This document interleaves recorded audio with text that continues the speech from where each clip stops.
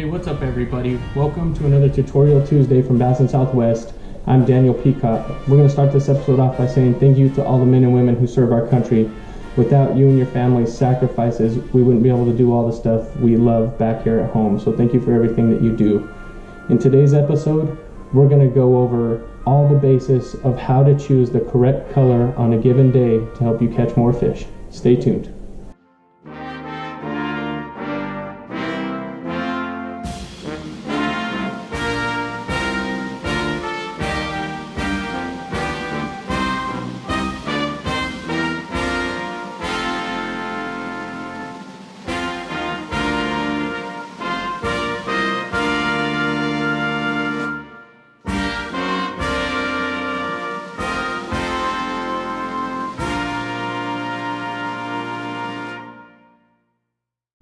Alright, welcome back everyone. I just want to say thanks to everybody who's subscribed and liked the channel already, and for all the views. I really appreciate it, all the comments that you've given me to try to help make my videos better. And for anybody that's new, I want to say please hit the subscribe button, hit the bell notification so that you guys keep getting the updates of when new content comes out. And please comment below.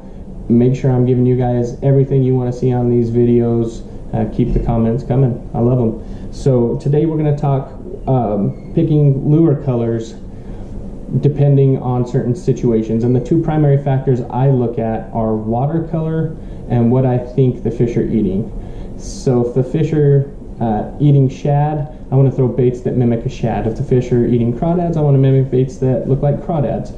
And then in the watercolor, you can change things from how transparent a bait is to how solid it is, bright colors, more natural, dull colors. And so that's what we're going to go over today. And we'll start out first with crawdads. I'm a big jig fisherman. I love to do it. That's no surprise to anybody that knows me. So we'll go there. And we're going to start dirty water and make our way back to the cleaner, clearer water. So in dirty water, and more specifically water that is dirty all of the time, I think that color is less of a factor because those fish become so attuned to feeding without seeing very well. They use all their other senses that much better, but I still like to make it easier for them to see. And black and blue is probably one of the best colors around the entire country to throw. Throw a black and blue jig in dirty water, they can see it really well. And if they're around it, more than likely they're going to eat it. Black and blue again, if the water is clear and it gets muddy. When you're in clear water and the water changes, them fish have been so used to seeing well to eat that they need that extra visual cue, or they maybe don't get it as good, especially on crankbaits or something like that. So always contrast that muddy water. You do not want to be throwing a brown jig in brown water. It's harder to see. Not saying they can't get it. I feel like you increase your chances by giving them a little more of what they can see. So moving on to the next, you got a couple different colors of water you end up with, like a tannic colored water, almost like coffee. You can end up with some green water where it's a little algae bloom or something, or brown water where that super muddy water is starting to recede. And I try to stick with the same principles. I want to contrast. I'm not going to throw brown jigs in brown water. I'm not going to throw green jigs in green water.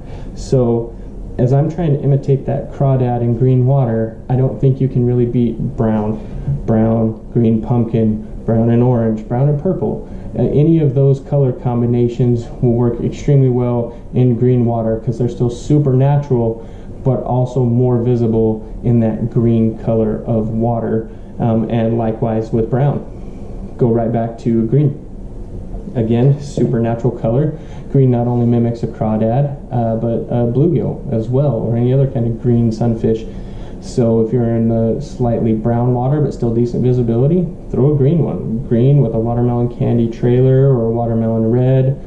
Go all green with it. Even throw a green pumpkin trailer on there. That's probably the most versatile color around is green pumpkin. So, and then when it gets ultra clear, you have to focus more, I would say, on presentation and sizes. This is still a very natural color, something you're going to want to throw in clear water.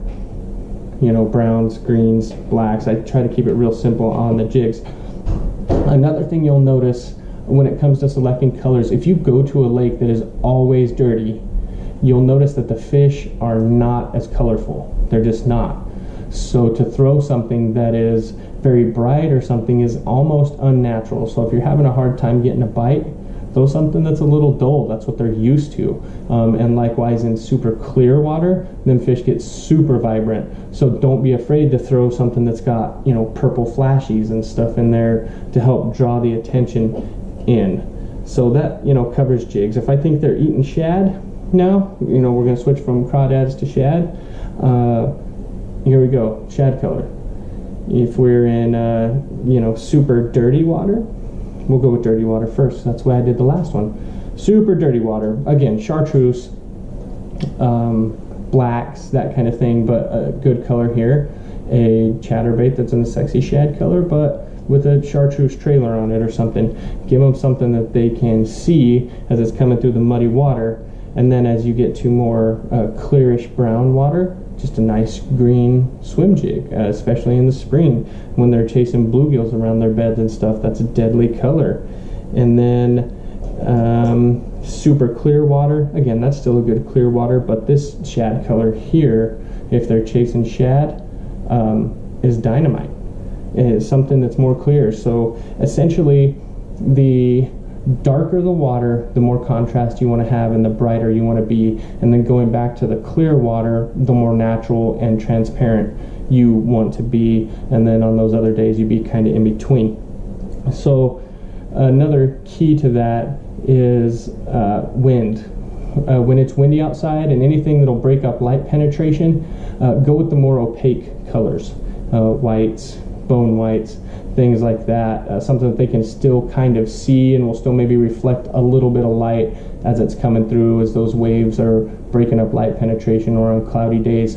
And then on bright sunshiny days, your watermelon plastics, your see-through crankbaits, stuff that still gives them an outline but not necessarily lets them hone in on it too good, is where you want to be. And, you know, those sparkles in your plastics just to get some flash off and draw them in from a long way. So that's how I go about picking colors. I look at watercolor first, and I try to think about what they're eating. Early spring, crawdads, bluegills, summer and fall, and really hone in on shad. You know, they eat crawdads all year, they eat bluegills all year, but I try to go with what they're really keying in on for that time of year, and then base my bait colors on what the water looks like.